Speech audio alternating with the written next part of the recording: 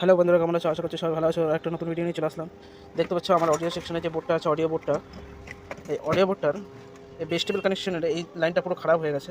দেখতে পাচ্ছি এখানে আইসিটা ছিল, আইসিটা পুড়ে গেছে। যে এই ড্রাইভার সেকশনটা এটা পুরো খারাপ হয়ে গেছে, বেস্টেবল সেকশনটা। তা আমি ভাবছি এটাকে এখান থেকে বীজখান থেকে কেটে দেবো। শুধু বেস্টেবলের বোর্ডটা এখান থেকে কেটে আলাদা করে দেবো, আর এর অডিও ড্রাইভার সেকশনটা আলাদা থাকবে। তা তোমরা কমেন্ট করে বলো যে আমি এটা কেটে দেবো না এর উপরেই রিপেয়ারিং করে ঠিক করে আলাদা করে আবার লাগাবো।